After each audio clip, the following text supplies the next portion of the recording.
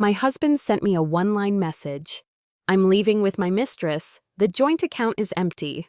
He thought I'd fall apart, but that was just the beginning of a plan that would strip him of everything: money, reputation, and dignity. He had no idea. Even the bakery he once mocked would become the oven where I baked his downfall. My name is Isabel Harrison, and this is how I answered a cruel message. The message came just as I was bent over, cleaning the bakery display glass, soft light reflecting off my bare arms, and the hint of cleavage beneath the sheer black lace of my bodycon dress. I'm gone. With Chloe. Don't try contacting me. Oh, and the joint account has 14 left. I blinked once, not from pain, but from the thrill of freedom. My bakery was nestled in downtown Austin, Belle et Douce, meaning sweet and proud. I didn't name it after the pastries, I named it after me. I stood upright, adjusted the spaghetti strap of my dress, and turned to finish packaging cookies for a regular customer. In the mirror, I noticed I was still smiling, a smile that used to make any man pause. Maybe that was what once drew Adam to me, but now he'd run off with a blonde intern who wore crop tops shorter than her ethics and giggled like she'd just discovered flirting. I didn't rage. I quietly locked the cash drawer, pulled the steel shutter down, and went home, to my house. The house was in my name pre-marriage, and the bakery? I'd cleverly separated assets and income a year ago, back when Adam first started saying, we should merge everything for convenience. I didn't argue, I just nodded, and opened a business account at a different bank the very next week, in my name only. That night, after a hot shower, I slipped into a silk robe, poured a glass of red wine, and opened my laptop. The scent of French vanilla and jasmine lingered in my hair. I sat at the table, legs crossed like I was expecting a VIP client, but I was printing Adam's last 6 months of financial records. First-class flights to Miami, 5-star hotels, rooftop dinners for 2, all charged to our joint credit card, and I had texts where he admitted it. I sent it all to Celeste, my best friend and attorney. She replied, "Perfect, like a chocolate mousse with a bankruptcy filling." I smiled. Adam thought he was hurting me. No, he just triggered a domino chain I'd lined up long ago. His final message, "Wish you all the best, with your little bakery." I set my wine glass down, ran a hand along my collarbone, feeling the smooth skin beneath the robe, and thought, yes, this little bakery, but starting tomorrow morning, it will bake the sweetest revenge of your life. I woke up earlier than usual, not because I was sad, but because I was excited. I brewed black coffee, stood by the kitchen window, wearing a white button-down shirt taken straight from Adam's closet, the one he used to wear to work. Now it was mine. The shirt hung a bit loose, sleeves rolled up to my elbows, the hem draping over my hips like mockery itself. Whatever he left behind, I could wear it, own it, repurpose it. My phone kept lighting up while I opened the bakery. Messages from him. I didn't book the wrong flight. Is there something wrong with the card? What did you do? The hotel says there's no reservation under my name. Isabel, answer me. What the hell is going on? I didn't reply. I was too busy trying on a new dress in the fitting room, a deep plum body-hugging piece, neckline cut, just low enough to be provocative but not vulgar, with a bare back down to the small of my spine. I was prepping for a photo shoot for a local magazine, an article titled Women Who Lead, and I had been invited. Outside, customers were already lining up. The scent of freshly baked butter croissants floated all the way to the sidewalk. I stepped out to the counter, locking eyes briefly with a new customer, young, dressed in a perfectly tailored navy suit, dark brown hair, and eyes the color of cold marble. He looked up just as I bent down to reach for a receipt, his gaze lingering for a second where my hips shifted. I knew I was still attractive. But today, I didn't need that confirmed by anyone. Close to noon, a call from the bank came through. All suspicious transactions from the joint credit card had been canceled. The process to remove Adam's co-ownership rights was complete. I simply said, "I appreciate it," then turned to Celeste, who had just walked in wearing a beige jumpsuit that hugged her figure, holding a tan envelope. "He's officially been served," she said, "at the Budget Inn near the airport." I laughed. From Royal Palm to Budget Inn, all it took was one signature. That afternoon, Adam's messages came faster, longer, flipping between rage and begging. "You're blowing this out of proportion. I know you're hurt, but don't retaliate like this. Chloe and I are serious. You can't ruin my life just because you got dumped." I filed all of it under a folder labeled Evidence, Part 2. That night, in the quiet kitchen, I scrolled through old photos, our wedding, our honeymoon, the early days in our rented apartment. I didn't cry. I only felt regret, not for me, but for the man Adam could have become. If he hadn't touched my money, if he hadn't mocked the bakery I built with my own 2 hands, if he hadn't said, "At least you've got your little bakery to keep you busy when you're old." I took a screenshot of that message, sent it to Celeste. She replied with one word, gold. The next morning, I opened my laptop. First email, Modern Businesswoman magazine requesting an interview about my entrepreneurial journey.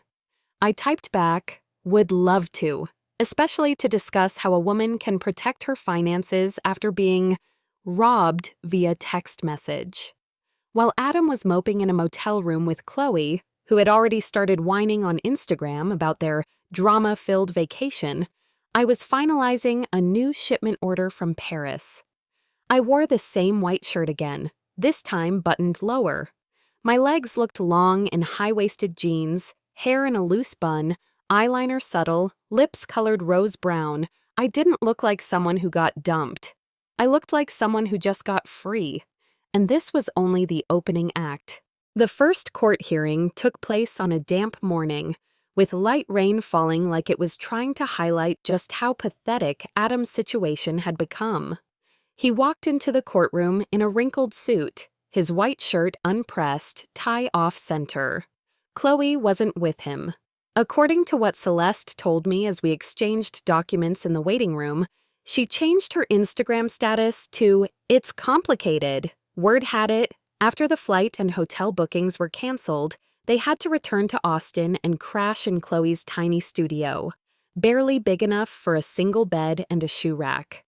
I entered the courtroom wearing a charcoal pencil skirt, a white silk blouse with a soft cowl neckline, and a light brown trench coat draped over my shoulders. My hair was softly curled and tied back, lips painted in deep wine red. I didn't have to say a word. I was the most elegant revenge Adam had ever witnessed. In the courtroom, Celeste presented everything clearly and surgically.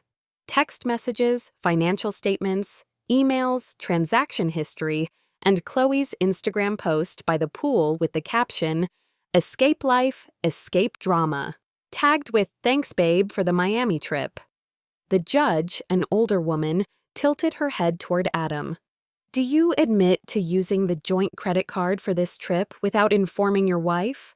Adam stammered, I thought we were no longer a couple. I just wanted a fresh start." Celeste countered smoothly, "No longer a couple, and yet there's no official divorce, no asset division agreement, and he still has access to the joint financial account. So his fresh start came at the expense of my client." The judge nodded and tapped her pen on the wooden desk. "And now you're requesting partial ownership of the bakery?" Adam's lawyer jumped in. "Your Honor, while the business is solely in her name, it was started during the marriage. My client has the right to request a share of the profits." Celeste smiled, opened a folder of accounting records. "All business income is documented.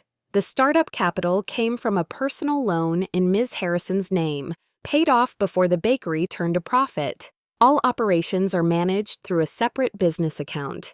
And here are screenshots of Adam's messages referring to the bakery as my wife's little kitchen game. Her petty hobby. Adam lowered his head. I looked directly at the judge, my hands resting lightly on my lap, the wedding ring long gone since last month. A woman silent, armed with lawyers, receipts, and composure, didn't need to raise her voice. The session ended with a preliminary conclusion: freeze of all joint assets and clear distinction of personal property in my favor. I walked out, the click of my heels echoing against the marble floor. In the hallway, Adam chased after me. "Isabel," he called out, "can we settle this privately? You don't have to drag us into court like this." I turned, my gaze cold as an abandoned latte on a countertop. "You settled everything with a text. I'm simply replying with the law." He opened his mouth to say something, but just then, Chloe appeared.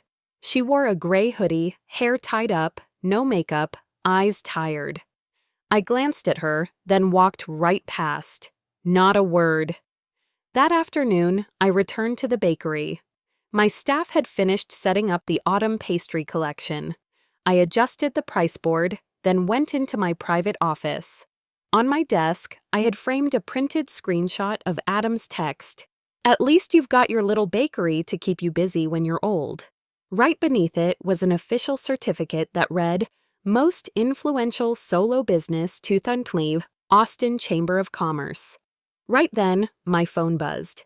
It was a journalist from a leading business magazine inviting me to speak at the upcoming conference on women and post-divorce finance.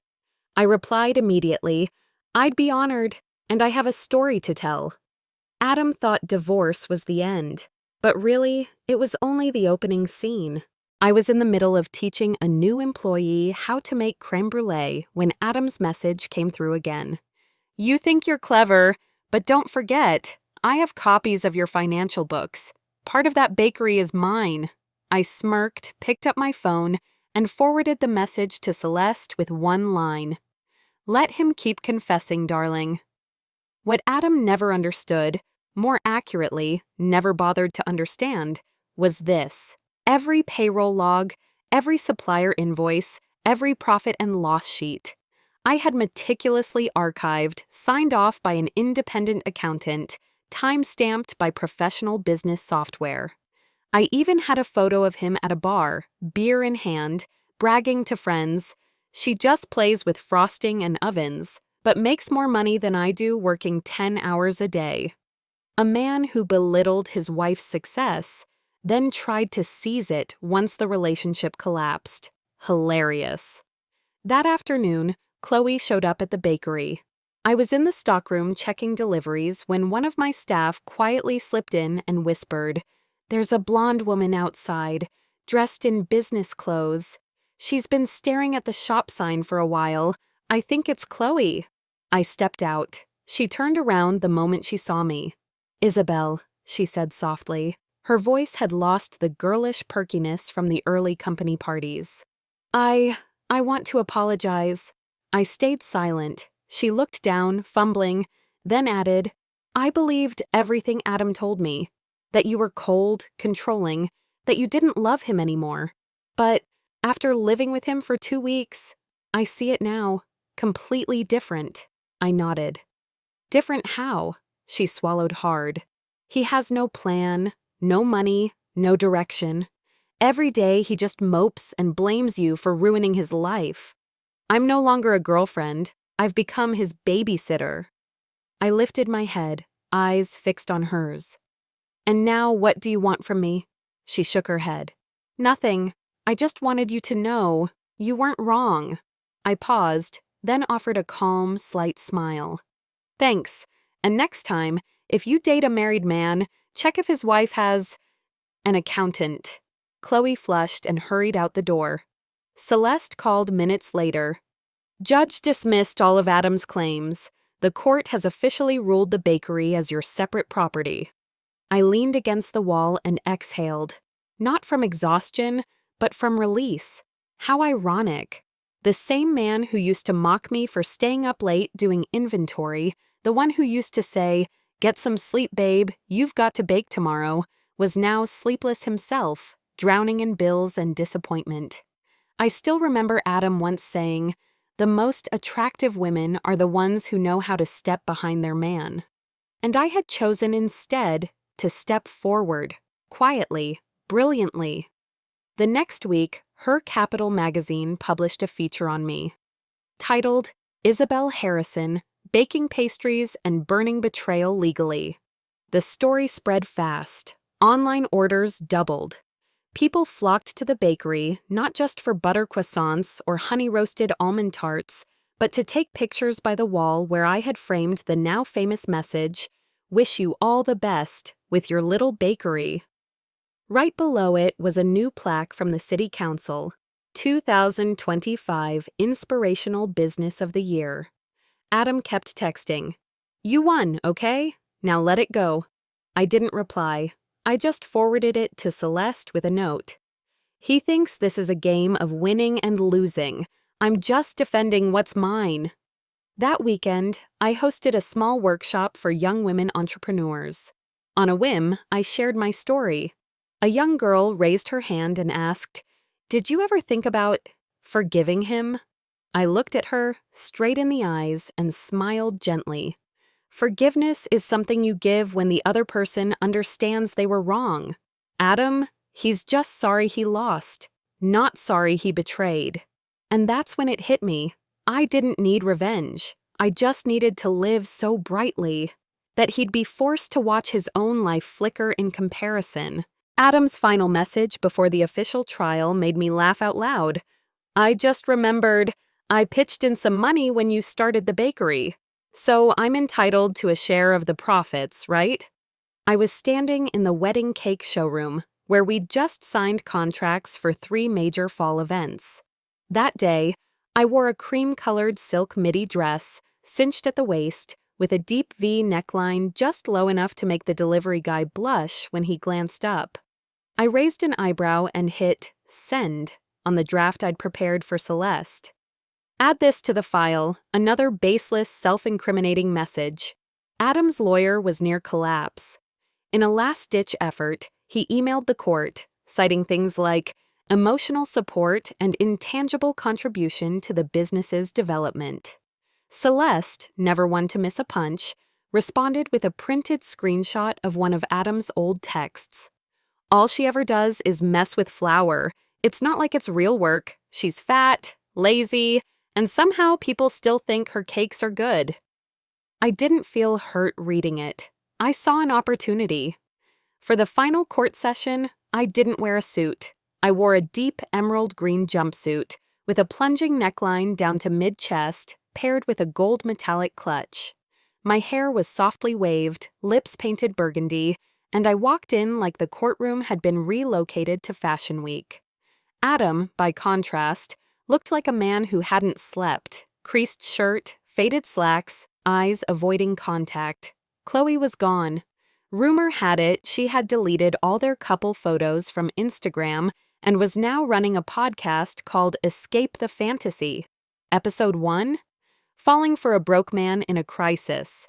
In the courtroom, Celeste began the presentation. One by one, the evidence lit up on screen. Bank statements showing 100% personal funds in my name, lease agreements under my personal entity, equipment invoices, business registrations, trademark certificates.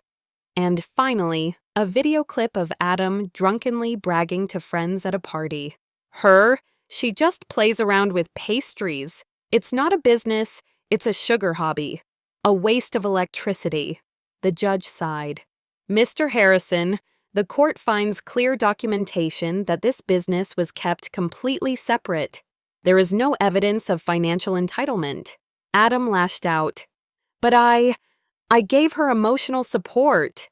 The room went silent. I tilted my head, then asked calmly, "So you're asking to split emotional assets now?" The gavel came down. Final judgment. I retained full ownership of the bakery. All funds withdrawn from the joint account were to be reimbursed.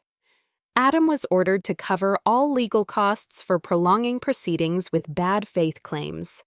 As I exited the court, he followed me, this time without yelling. His voice was low, bitter, hoarse. "You planned this from the start, didn't you?" I turned. My eyes weren't cold anymore, just still. "No, I just paid attention. You thought you were the director, but you didn't even know you were the side character." His mother was waiting outside, holding a paper bag with a logo from my bakery. She avoided his gaze, then stepped toward me. "Thank you for not dragging the whole family into this." I nodded, because I know the difference between the guilty and those affected by the guilty. That evening, I returned to the shop. The staff threw a small celebration. One of the girls who had attended my business workshop approached me, holding a pastry box. "I grabbed this one from the front display. Do you know what it's called?" I looked closer and smiled. "Oh, that one? It's called Sweet Plan," she giggled, eyes gleaming. "Sounds a lot like you." I nodded. "Because it is." I stepped into my office, slipped off my heels, settled into the leather chair, and poured a glass of sparkling wine. On the wall still hung the old printed message, "Wish you all the best with your little bakery." And right beneath it, a newly framed plaque. Honorary check, Texas State Outstanding Female Entrepreneur of the Year. I took a sip, eyes closed. This wasn't revenge. It was a reminder. I was never a victim. I was just a woman who knew how to prepare. 1 year after the divorce ruling, I launched my 4th store at a luxury commercial plaza in Dallas. Under the glow of crystal chandeliers, rows of mousse cakes were arranged like fine jewelry in velvet-lined cases. The guests were entrepreneurs, journalists, influencers, and women who once walked out of marriages dragging suitcases, but now stood tall in heels, sharper than ever. Under flashing cameras, I stood on stage in a scarlet red dress that hugged every contour. The back open down to the waist, legs bare and poised. I was no longer the woman who was left behind. I was a brand, a declaration.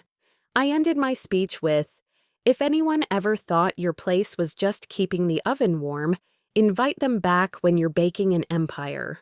The room erupted in applause. Celeste, now my strategic partner, winked from the front row. I knew what she was thinking. I'd thought it too. Adam was probably sitting somewhere, watching the live stream on a cracked phone, scrolling Tinder with resentment in his chest. And he wasn't far from it. From what little I heard through mutual acquaintances, Adam now lived alone in an apartment above someone's garage.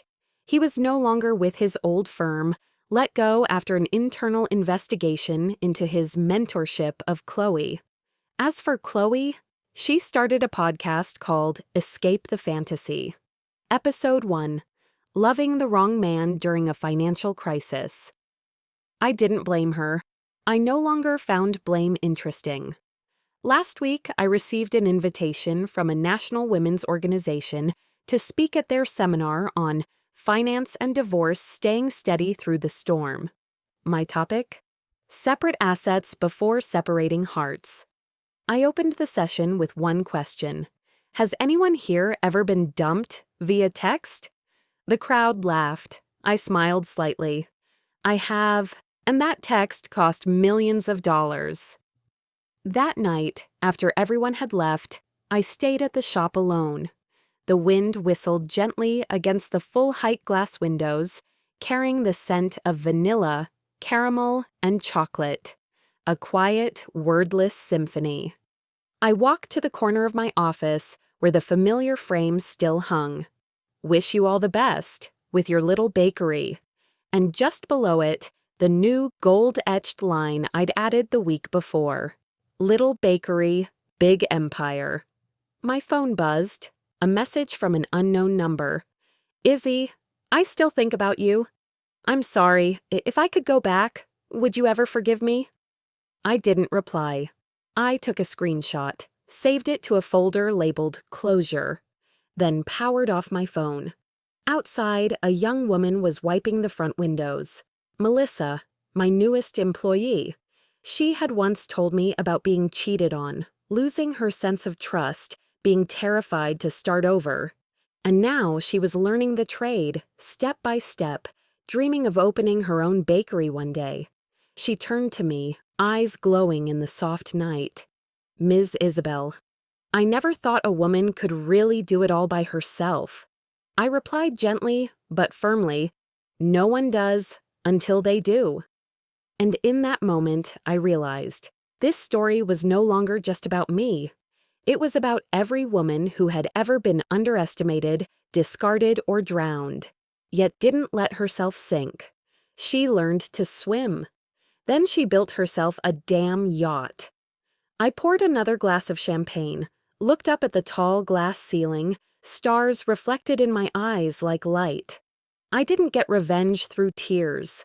I answered with radiant success. I didn't get back. I evolved.